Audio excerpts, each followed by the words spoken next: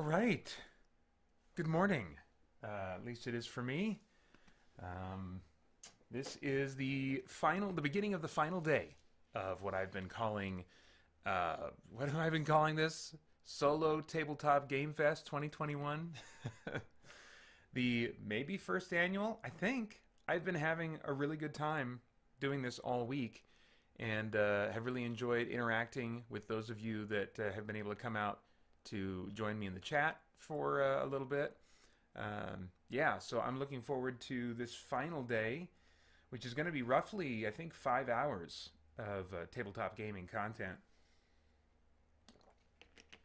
First things first, though, we got to finish up this game of HeroQuest. I've been playing the introductory quest of the trial. Well, it's called the trial. Introductory quest of the main base campaign for HeroQuest.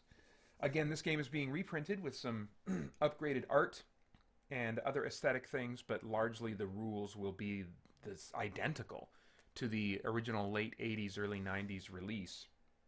And I am playing a heavily modified version of the game with a bunch of variants that I've put together, a bunch of monster stats that I created so I could bring over miniatures from other fantasy tabletop games that I've played over the years. And I've been discovering that it definitely is tougher. There's definitely more challenge involved, and I'm probably going to need to tweak the rules further, as I suspect that I would. This whole week with each of the games I've been playing, there's been some experimental aspect of it. Either I'm playing it solo and it's not intended to be solo, and I haven't really done it before, or I'm playing around with rules variants. And then on top of that, I break rules on accident because I'm terrible at multitasking, which means that streaming board games, when I'm trying to think about technical streaming issues at the same time that I'm trying to remember rules and make tactical decisions, doesn't work really well for me. But I primarily play board games for theme and not for challenge, and just immersing myself in the theme and the emergent story moments that are created through the mechanics and what plays out on the game board. So, and on that level, I've really been enjoying myself. So let's see. I believe we left off. We just finished Zargon's turn, and now it was time for the barbarian to take his turn. He doesn't have any conditions on him that he would need to address. Well, let's take a look at our health here, just to remind myself. Barbarian's at 4 health. Oh, that's right. My elf is at 1 health. He's almost. Oh, but he does have a healing potion. It's a random healing potion. I think that I'm either going to have to house rule that those D6 potions can give you like a static number, kind of like with movement. I've been saying that my guys can just move 6 spaces if they want, if they would prefer that instead of rolling 2 6-sided dice to see how far they go. So likewise, I may want to rule that I get some kind of a static restoration from those health potions, because it can be such a bummer to roll and get a 1 or a 2 when you are in dire need of much more than that. But I don't know. We'll see how it goes. I think I'll probably cheat rather than allow myself to fail this quest altogether, because I do want to see it through to the end and be able to show that to you guys, and that's part of my story that I want to tell. You know, when I play video games or tabletop games, I like some challenge, to a little bit of pushback, but just so that it creates drama. At the end of the day, I usually want the good guys to win. That's the story. That's, it's me having structured playtime with my action figures. That's really what I've discovered video games and board games are about for me. It's like, it's not for challenge. What is it for? Psychologically, what's going on? And I think it's that I just want something that has more complexity to it, but at the same time gives me that same feeling of satisfaction and enjoyment that I got from playing with my action figures as a kid. There's another level of mental engagement, a little bit of puzzle, just a little bit of light puzzle solving going on, which is what solo games usually are, because you don't have a player that you're trying to read. So yeah, let's see what happens here. Barbarian. Oh yeah, so elf is at 1, the dwarf is at 4, and the wizard is at 4. So, and I have, the barbarian has 1 healing potion, the elf has 1 healing potion. So, barbarian's turn we got to see if we can take care of this mummy. I don't really want to get more curse tokens. I mean, both of these guys really need to be dealt with, but he's right there. So, let's see. I'll go 1, and then he gets 3 attack dice. A nice roll would be just wonderful here. Is it time for Berserker Rage? Is it time for Berserker Rage? Not yet. Not yet. Okay. Okay, 2 skulls. Great. And the mummy gets what? 4? A ridiculous amount of defense dice? Okay, but he has to defend against 2 skulls. I think this could take him out. Let's see here. Oh, crap. So he defends against one of them. He has not received a wound up to this point. So he gets 1 wound. Where are my tokens for that? Here we go. Yeah. Man. And I've got tougher enemies still. I've got tougher enemies still to fight. So I'm not super encouraged right now. The elf, where is he at? Oh, okay. He'll just attack that zombie that's right in front of him. Come on, elf. You can do this.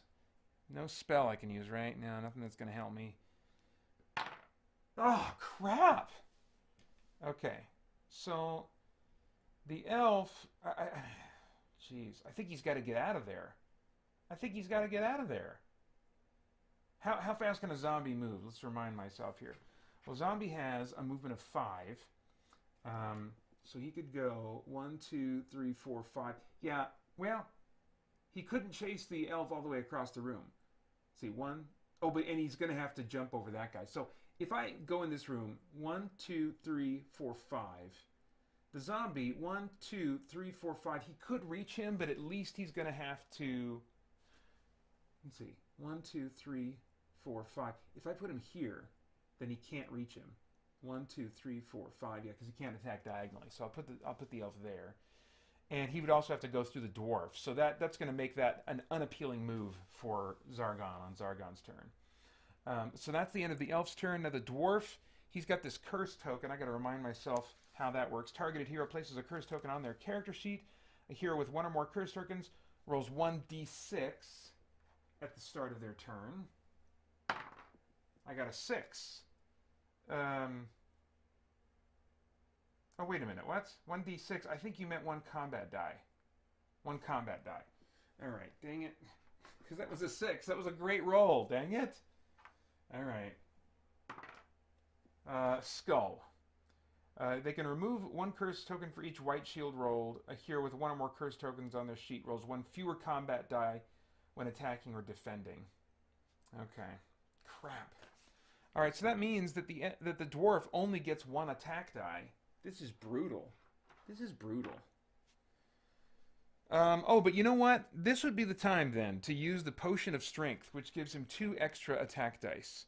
So I will go ahead and just scratch off that 1 Potion of Strength that he has. And now instead of rolling with 1, he will roll with 3. That's not bad. Should we go for the mummy, though? Yeah, let's go for the mummy. Let's go for the mummy. Nice! Oh, that was a good choice. 3. So conceivably he could block this. I don't think he will. He's only got 1 health left. Yeah, he's toast. Oh, beautiful. Beautiful. Man. I really do think I want to develop some kind of a loot mechanic. I was thinking about this. That's probably what I'll do if things get a little too difficult. With what I have now, I'll probably introduce some kind of a loot mechanic where I at least maybe roll a d6 every time I kill an enemy, and on like a 6, let's say, I get, I don't know, a healing potion, or a dagger, or something.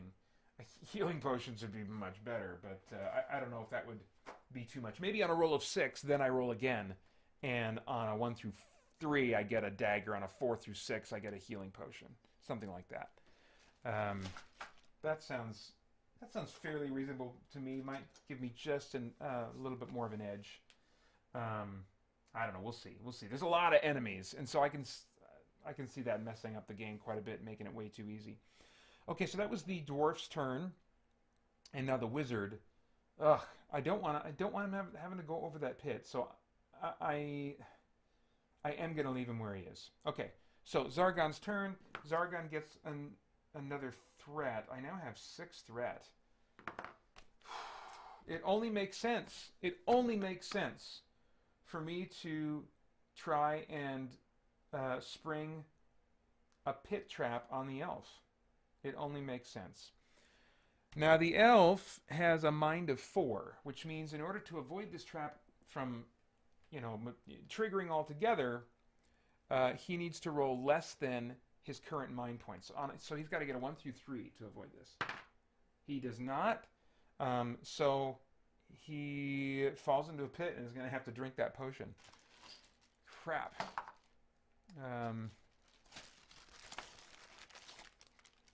There we go. That's actually a pit token from Descent that I'm using here. Alright, so that brings him down to 0. Now he needs to roll to see what he gets on this potion that he drinks right before he dies. 6! Oh my gosh. Here, you can't see it, but there it is, 6. Alright, that unbelievably brings him up to his maximum. Wow, okay. And now the zombie is going to move right here, and he will attempt to really just put the dwarf in a bad place by trying to inflict disease on him. So I have to trigger that on a 4 through 6. That'll trigger. It did not trigger, so the zombie was completely harmless this turn. Nothing else Zargon can do. So we're back to the barbarian's turn. He's going to attack this zombie.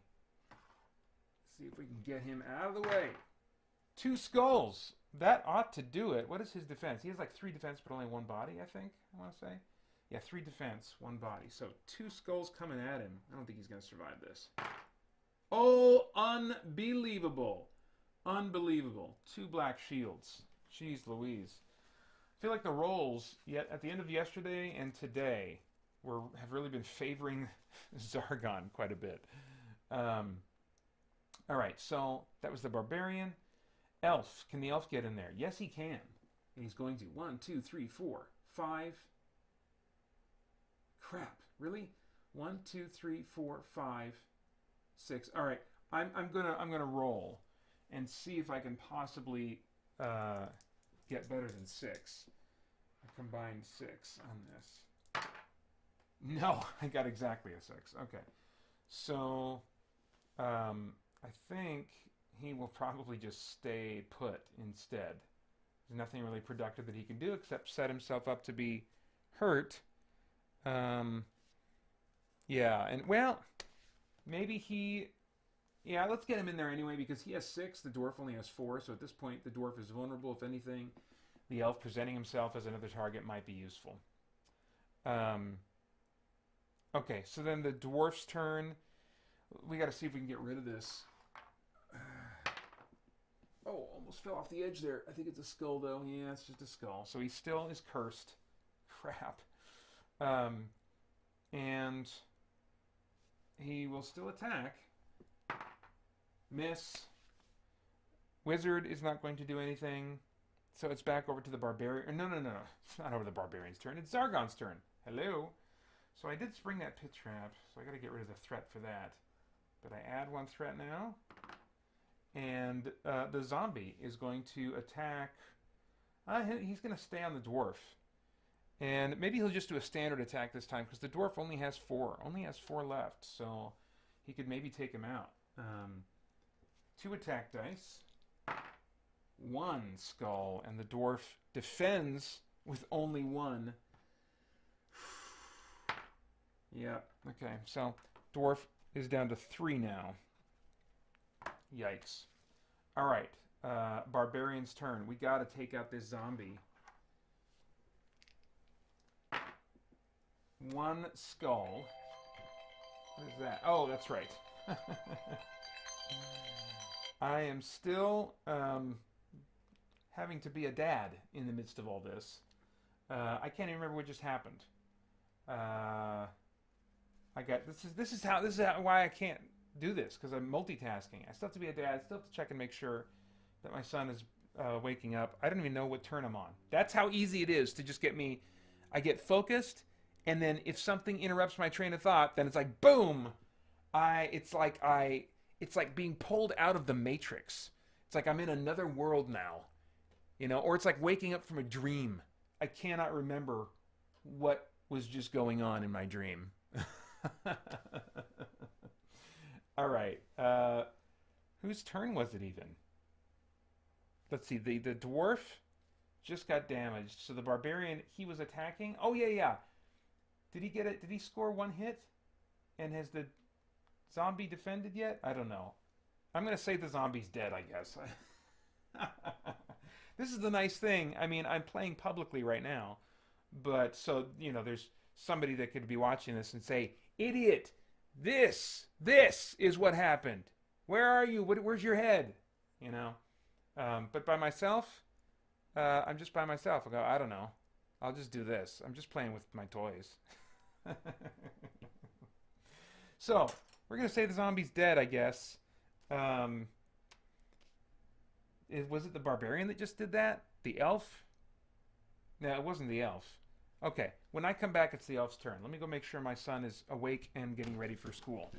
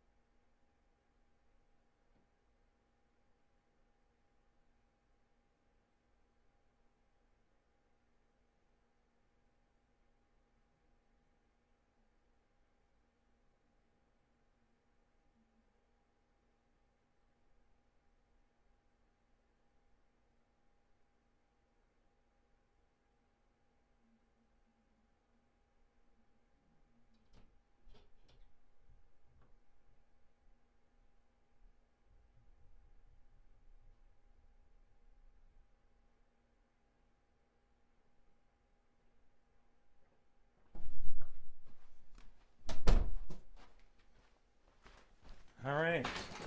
Good thing I checked, because he slept through his alarm this time. Doesn't always do that. All right. I have these timers that I'm using throughout the day because I can get so intensely focused on and like anything that I'm doing. I'm just very single-minded and focused on it, and I can still kind of rabbit trail in my thoughts a little bit, as you guys know if you listen to the Christian Geek Central podcast. But I've got these timers that go off throughout the day so that I don't forget things, because I just get so focused on whatever it is that I'm currently focused on that I need these timers to kind of jolt me out of it. Or there's a bunch of things I would forget to do. Be like, my gosh. So it's the tyranny of the timers, I like to say. The tyranny of the timers. And it is so frustrating. I mean, now I'm just playing a game. But I mean, when I'm deeply thinking and trying to think, okay, if I shift my schedule around and I produce this video this week and I do this topic this week, then and I have this whole puzzle I'm working through in my head, and then and it's infuriating because I lose that entire train of thought. I got to go do laundry thing or whatever it is. And then I come back and I'm like, what the crap was I even thinking about? What was even the topic on my mind? All right. So the zombie got killed, I think, by, I don't know, was it the barbarian? I think it's the yeah. So the elf's turn. Let's go 1, 2, 3. Or maybe the zombie was killed by my forgetfulness. That's probably more likely. So he'll stop there. Barbarian, elf, dwarf. He'll go.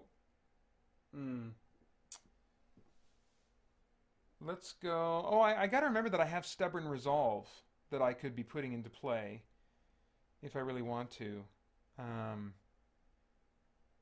I just don't know if that's going to be all that useful at this point.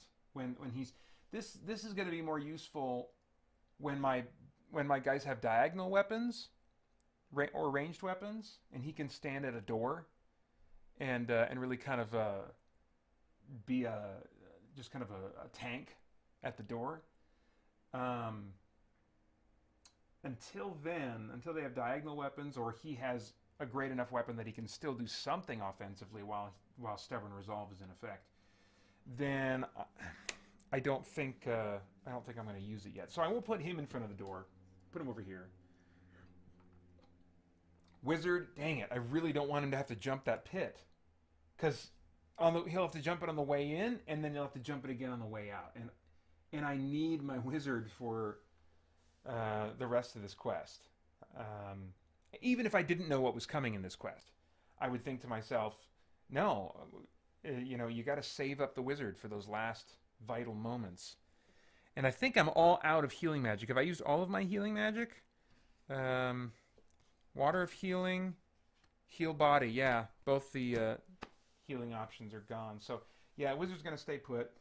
Zargon's turn. He just gets a threat. Barbarian's turn. He's going to come here. 1, 2, 3, and open up this door. And let's see what awaits us. Oh, dang it. Wait a minute. No. Oh, crap. I'm torn here. I want to search for treasure to maybe get another healing potion. But if I get a wandering monster,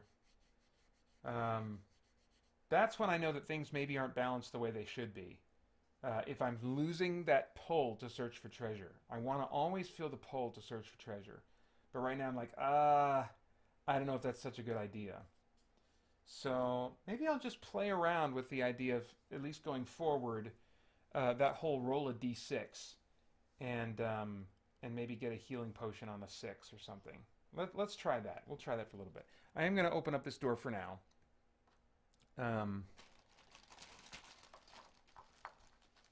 No, I'm not. We got to do a clean sweep of the dungeon, man. So let's back this up. The barbarian's right here. He's searching for treasure. What do we got? Crap! Hazard. See, this is why. So basically falls into a pit, loses a body point, turn is over. Dang it. All right.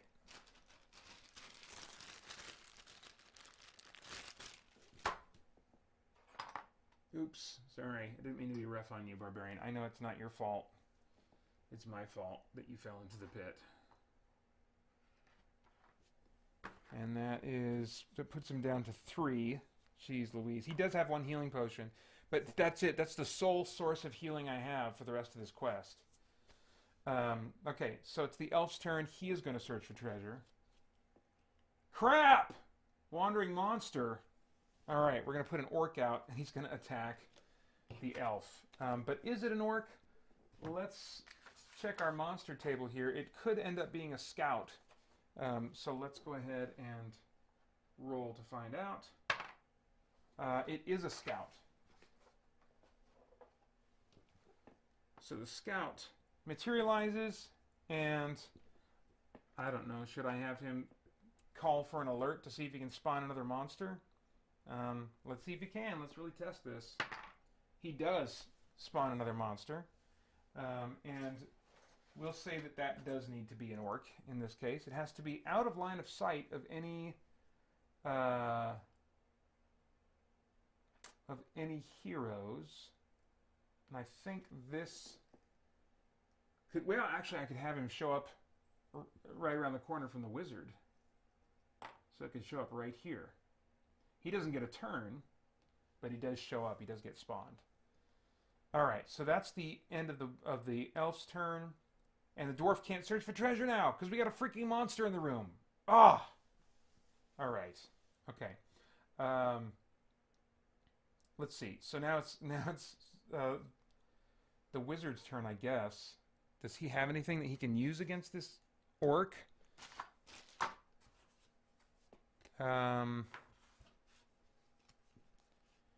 He can make him lose a turn. He could try to put him to sleep. These are the kinds of things I want to save for other monsters, though. Swift Wind. When have I ever used Swift Wind? The spell may be cast on any one hero, including yourself. Its powerful burst of energy enables that hero to roll twice as many red dice as normal at the start of the time he moves. And basically, the rule that I put for that on movement is that, what did I say about movement and how that affects Swiftwind? Effects that would allow heroes to roll more movement dice may instead allow heroes to move half, rounded up, of the total max number that could be rolled when such an effect is applied. So if this would give you another die, that makes it 18. That means he can move automatically 9 spaces when Swift Wind is in effect, if he would like. Oops. Dropping all my spells. I do like this, what's known as the Vancian magic system. It just has an interesting flavor to it. That, if you're not familiar with that term, it's... Dungeons and Dragons made that system famous, where instead of like having mana points like you would in most video games that have spell casting or magic using characters, you have a list of spells that you in advance prepare and choose to kind of memorize or have ready for that quest. And then once you cast one of those spells, it's gone until you have a chance to rest and restudy your spells and kind of restore them on a spell-by-spell basis. The original Final Fantasy on NES actually used a Vancian magic system where you had only so many copies of... Well, it was pretty close anyway. Pretty close to a Vancian magic system. Anyway, blah, blah, blah.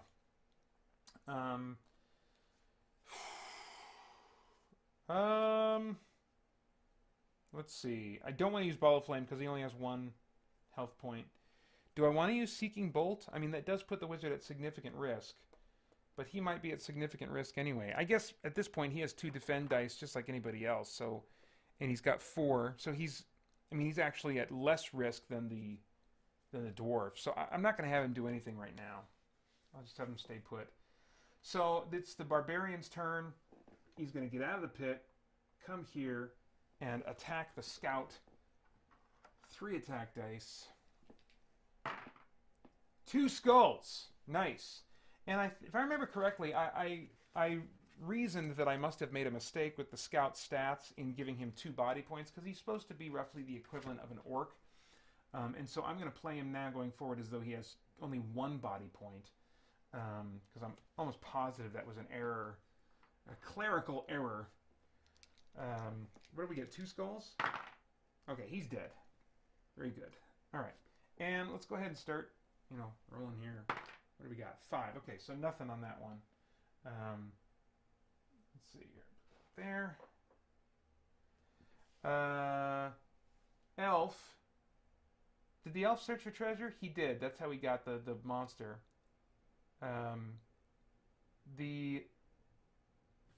Wait, did the barbarian attacked? He did not search for treasure just now. He attacked. Let's move him here though. 1, 2. Before I do the elf's turn. 1, 2, and open up this door. And at least kind of get the party started. I was hoping to get this thing done in just this first hour of the stream today. I might not, but I still should have plenty of time for the other games that I have planned. So he's going to stop there, but he's going to open the door. And let's see what we have revealed. Oh, hang on a second. There was something in this room I was supposed to... Oh, okay. Frankly, I'm glad I've missed this note.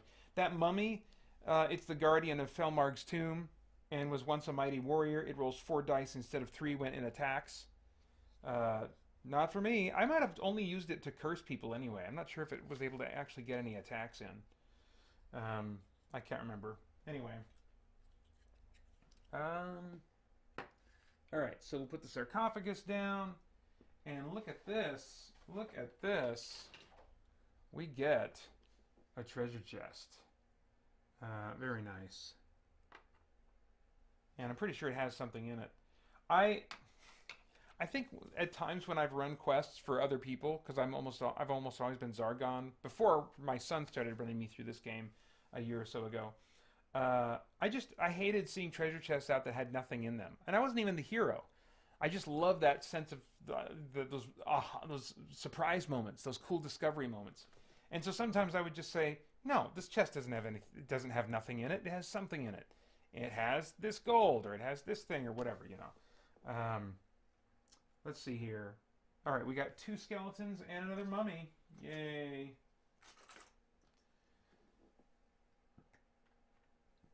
Okay. Oh, but you know, I've put these monsters out before. Let's check actually on our table here to see if these actually are going to be skeletons.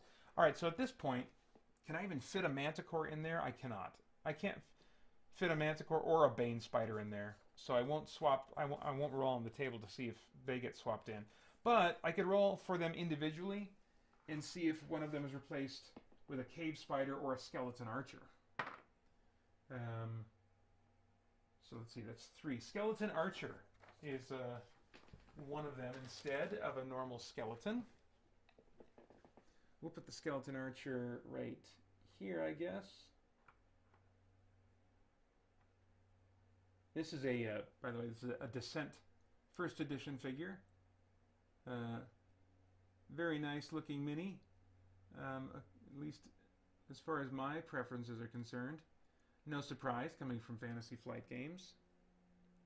And look at that! Conveniently, it is the same color as the skeletons in HeroQuest. Let's see. Is the other one also a skeleton archer? It is. That's crazy.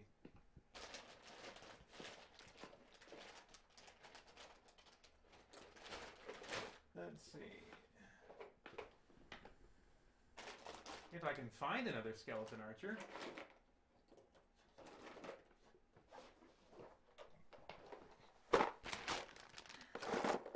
There we go.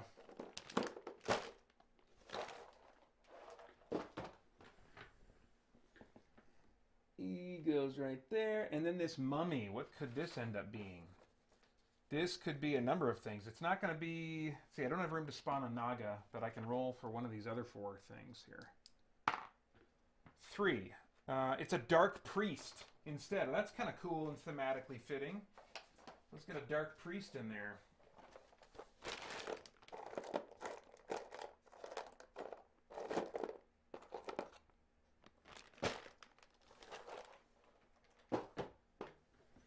And this is also from first edition Descent.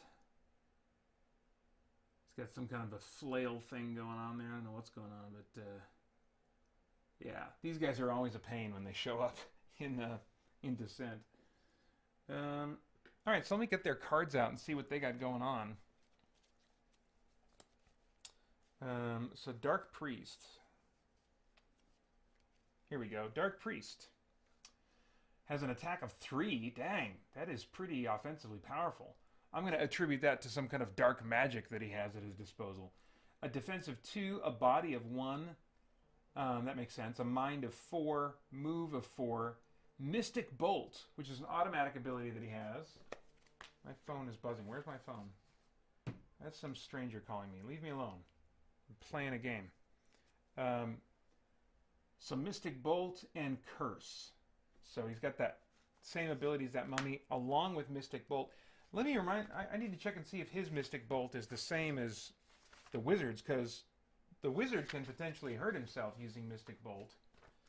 But the enemy version might be different. Mystic Bolt. This... Oh, crap. Yeah, no. This monster may attack any hero within line of sight. No risk to them. So it's basically just a... Oh, geez. Okay, yeah. He can attack any hero. So that 3 attack dice that he has, that's any hero within line of sight. So he does have some pretty dark magical energies at his disposal. That might be overpowered. Holy crap. So that's the Dark Priest. I'm almost certain I'll be just having him attack. And then let's check out the Skeleton Archer.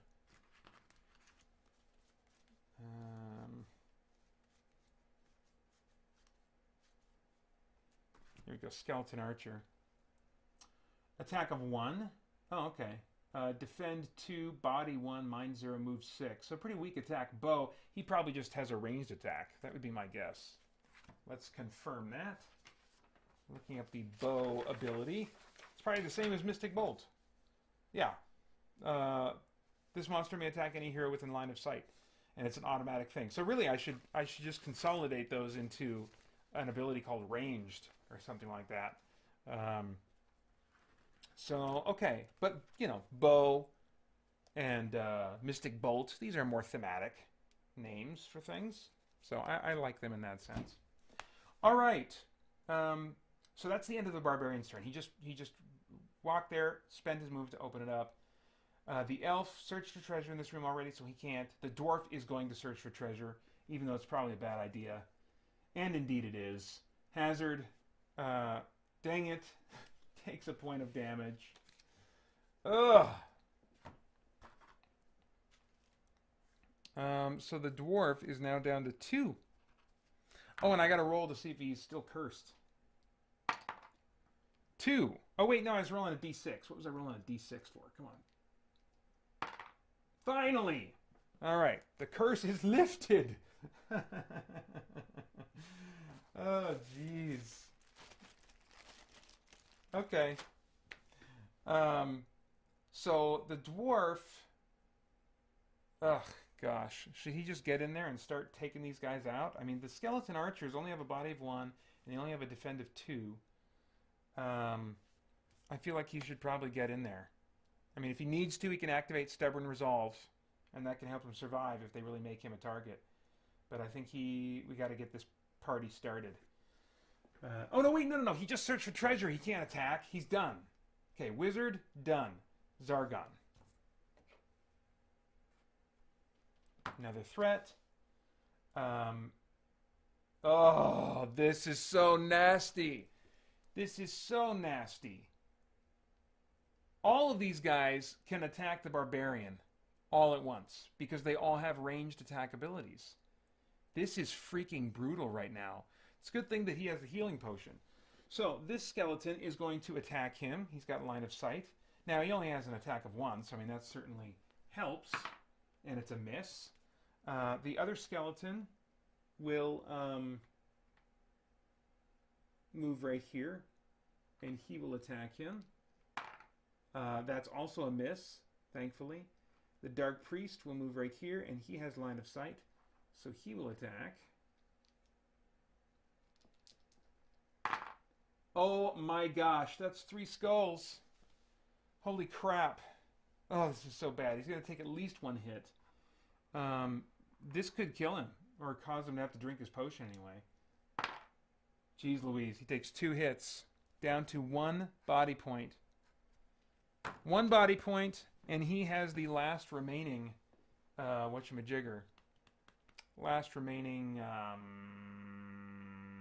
healing potion. Source of healing, period. Good gravy. Okay, so that was Zargon's turn, and what a turn it was. Barbarian is going to attack the... I mean, he's going to attack the skeleton right in front of him. He can't really do anything else.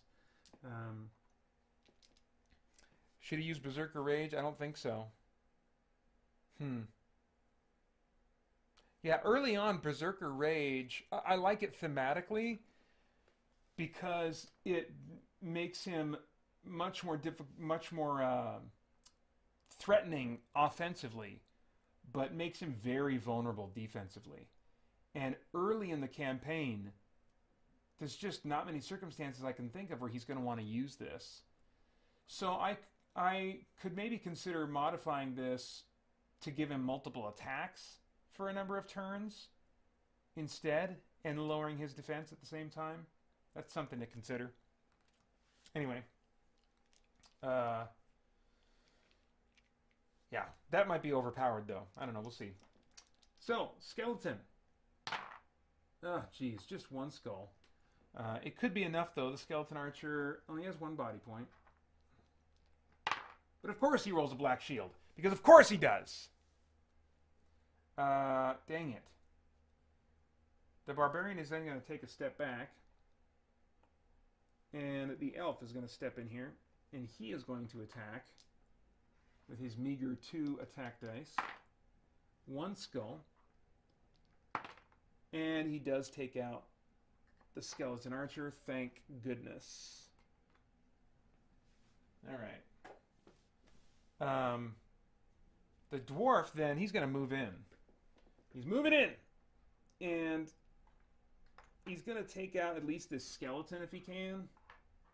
That dark priest. Ugh. Nope. He can't take out the skeleton. Jeez. All right. And the wizard's not doing anything. So the dwarf, even though the dark priest can do a ranged attack, the dwarf is too tempting a target with only 2 body points left, and so the dark priest is going to summon his evil dark energies from whatever horrible pact he's made and attack the dwarf. Oh, but it's a miss, a complete miss. Oh my gosh. Wow. About time. Oh, I forgot to give Zargon a threat. Oh man, he's got 5 threat now. I know what I'm doing with that, dang it. I know exactly what I'm doing with that. Hold on, though. Hold on. The dwarf came into this room, and I was supposed to check for a trap to trigger at that point. And at that point, I only had 4 threat. I only could have afforded a spear trap. See, what I was just thinking is, crap, I have 5 threat. I need to spend that on a pit trap, which right by that door... so many pit traps appearing by doors, and that is like such an annoying thing in HeroQuest when there's a quest, and they don't do it very often, and I think rightly so. When you step into a room, you can't search a room for traps until you're in the room, but if there's a trap on that first space inside the door, there's no way you can search for it. You're just going to step into the room, and you're going to have to spring it and hope. I think when a pit trap springs, do you have a chance to dodge it? I can't remember. You might not. It's just terrible. And then, depending on how linear the dungeon is, you might find that all your heroes are going to have to jump over that space and risk falling into it. And so, with the rules that I'm using now, I'm finding it so much more likely for pits to materialize next to doors. Not that heroes don't have a chance of avoiding. They do get to roll, their mind points, that roll against their mind points, but not against, but trying to roll under their current mind points. But anyway, okay, so let's see if a spear trap triggers for the dwarf. His mind rating is 3, so he needs to roll a 2 or less. Oh my gosh, he did. So that threat is wasted. Nice. He avoids it altogether. It's not going to spring on anybody else. And Zargon just has 1 threat left. So now I lost track of what was going on. I think the Dark Priest attacked. Right? Yeah, it's been Zargon's turn at the moment, right? Yes? No? Or was I in the middle of the dwarf's turn? I got a 10-sider out here to mark whose turn it was on, and I just have not been using it. I'm going to say it was Zargon's turn. It feels like it's about time for the Barbarian to go, so that's what I'll do. Barbarian can't do much, though, unless he wants to go in there and use Reckless Charge to move past monster spaces, but he has so few body points. He's got 1 body point left. I mean, he does have a healing potion, but even so, I don't know if I want to get him in there that badly. So, crap. I guess he'll wait it out. And so will the elf, dang it. Well, the elf could cast Pass Through Rock and help the Barbarian get in there. Yeah, I guess let's do that. This is another spell I almost never use. Pass Through Rock. This spell can be cast on any one hero, including yourself. That hero may then move through walls on his next move. He may move through as many walls as his dice roll allows. Caution, there are shaded areas on each quest map which indicate solid rock. If a hero ends his move in one of these areas, he is trapped forever. So yeah, the elf is just going to cast... he's going to cast that on the Barbarian, and the Barbarian is then the elf is then going to move over 1 space. So at least the Dark Priest doesn't have a shot at the elf at the moment. And the dwarf has Yeah, the dwarf hasn't had to activate Stubborn Resolve. I was ready to activate Stubborn Resolve for him when that Dark Priest was attacking him, but he ended up getting a complete miss, so has not been activated yet, but I have a feeling it might be activated soon. Anyway, dwarf's turn. He's not cursed anymore. That's great. So he's going to attack the skeleton archer. 2 skulls. Very nice. And the skeleton archer gets a defend of 2. No good. He is gone. And let's roll. 5. Nope. Nothing. All right. Gosh, if I roll a 6 on one of these, I think I'm just going to rule I get a healing potion. I need one so badly. Okay, so that was the dwarf's turn. The wizard, again, not going to do anything. Zargon's turn. Gets another threat. Dark priest is attacking the dwarf. And here it comes. 2 skulls. Okay, the dwarf at this point is going to activate Stubborn Resolve. Let me remind myself how this works. Once per quest, before rolling defense dice, you may place this card on your character sheet to gain +2 defense dice and -2 attack dice. Add one token to this card at the beginning of each of your turns. When there are 3 tokens on this card, remove it from the game. So it activates now. At the start of each of my turns, I add a token to it. When there's 3 on there, I take it off. So where did my little bag of glass beads go? Here we go.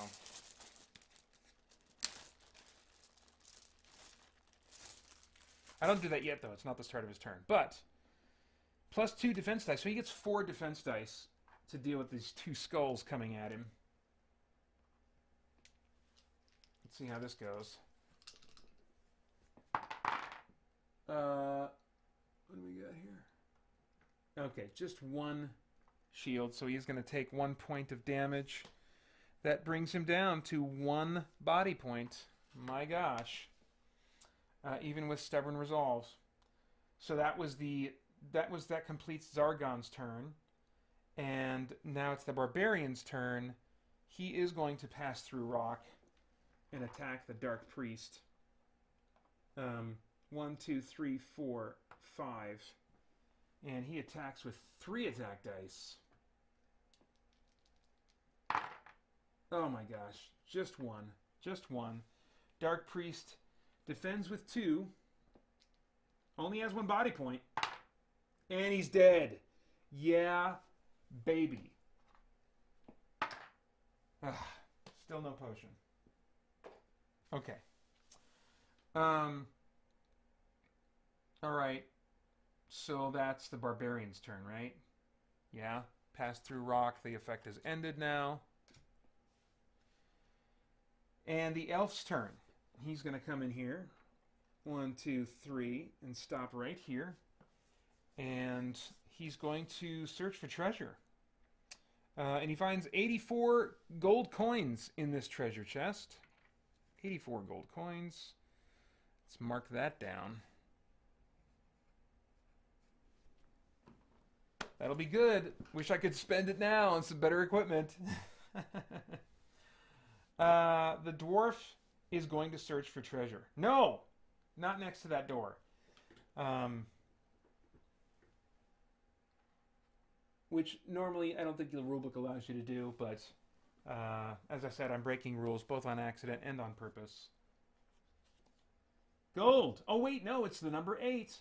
It's the number 8. So we discard this card and we roll a D8 on our random treasure table to see what we get.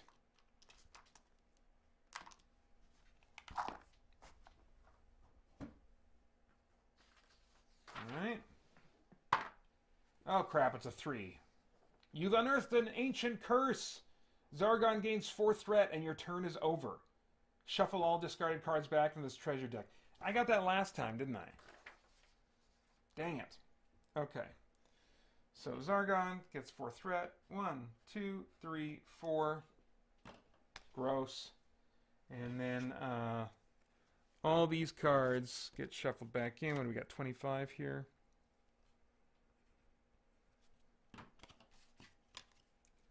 And whose turn was that just now? That was the dwarf's turn, right? Pretty sure.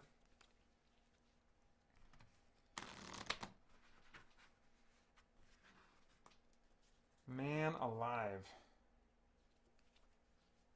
It definitely, in addition to kind of adding more to think about in the game, I think in a positive way, all of these things certainly do slow down the speed that you get through a quest.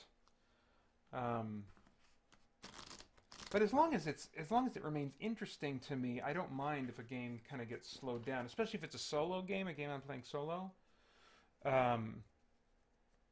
Because, I mean, a number of years ago, I started, if you haven't noticed, I mentioned it once earlier this week, but I don't think I've mentioned it since then, but this board is, and a lot of the components for the game, I have on top of this black piece of kind of like tag board or poster board I got at Staples years ago. And then more recently to do this event, I got a TV box that we hadn't thrown away yet and cut off the sides of that and one of the inserts and stuff, so that basically I can have these big, flat, light, and fairly durable surfaces that I can put board games on and leave them set up so that they don't hog up table space. So like this week I've had, I mean, normally I wouldn't be able to do this, but I've had like 5 different board games set up so that I could just, you know, swap them in and out easily in the middle of the stream if I need to, which after this game today I'll want to be able to do that. But I mean, at other times, having games saved like that and just sliding them under a bed or sliding them somewhere else, putting them on a shelf somewhere in a closet, allows me to play games and play them more on my terms. You know, I can play a little short session. I can pull it out, play for just like 15 or 20 minutes if that's all I really want to play, and then put it away. And I don't have to deal with the hassle of setup and teardown every time I do that. And for the games that I like to play, there tends to be a lot of setup and teardown, you know. So anyway, all that to say, the changes I'm making to this game that add length to it, I'm not having a problem with. But what I am having a problem remembering what's going on. Oh yeah, was that the dwarf that searched for treasure and got the thing? He rolled the deal, and now it's the wizard's turn, I guess. But he's not going to do anything. He's just going to stay freaking put. And now we can get out of this place. So Zargon's turn. I've got enough threat. No one's standing by a door, thankfully, but I mean, I am going to use a pit trap and play it on the dwarf. And that's going to kill him, isn't it? That is totally going to kill him. All right. Well, let's see here. Here's what I'm going to do. I'm going to count up roughly the number of monsters that I've fought so far. 1, 2, 3, 4, 5, 6, 7, 8, 9, 10, 11, 12, 13, 14, 15, 16, 17. I fought 17 monsters. So let's see what happens if I would have been playing with the rule that after I kill, well, 17, I mean, that's not even including wandering monsters. Let's round it up to 20. I'm going to roll a 6-sider for every single one of those. And for every 6 I roll, I'll add a healing potion to my party. And we'll see what happens with that. Let's kind of test this out a little bit. 1, I got to keep track on my fingers. 2, 3, 4, 5, oh my gosh, 6, 7, oh there we go, ha, ha, ha, 7, give that to the dwarf, 7, 8, 9, 10, come on, 11, 12,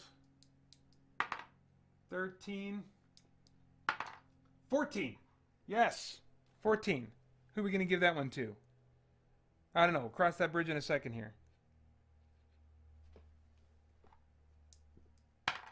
15, 16. Yeah!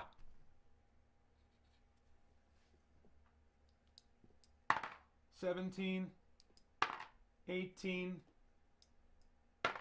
19. Yeah! I had a feeling about that one, the way I threw it. And 20. Okay.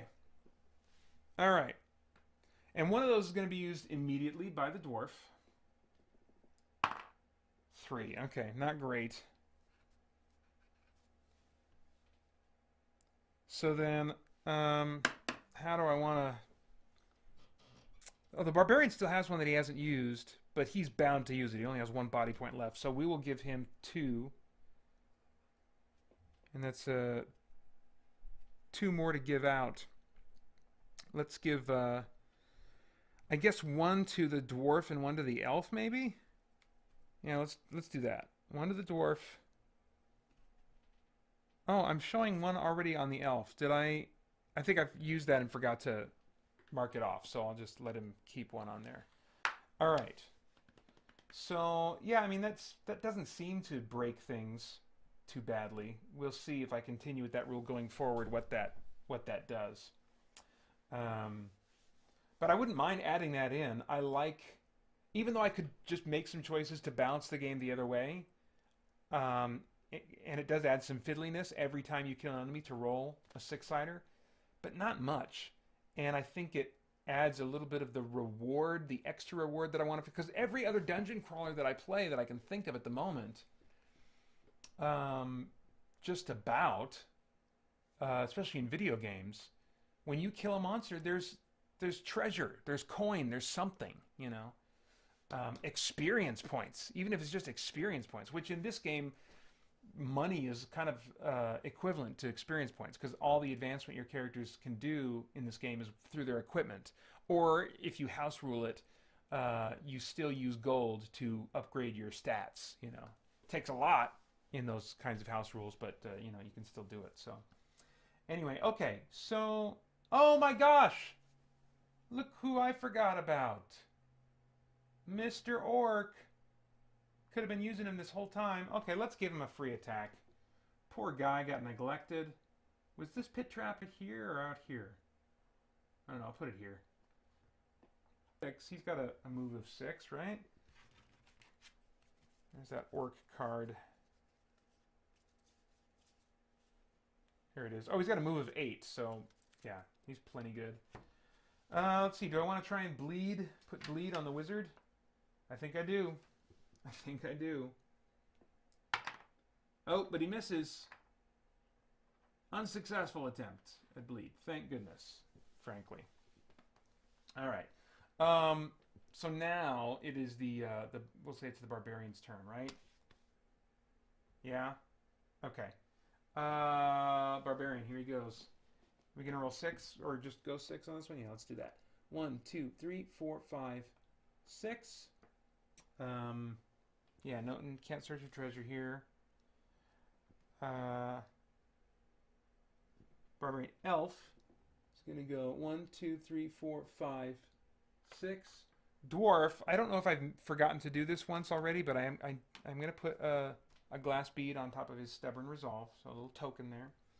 And he will go 1, 2, 3, 4, 5, 6, and surf to this spot here.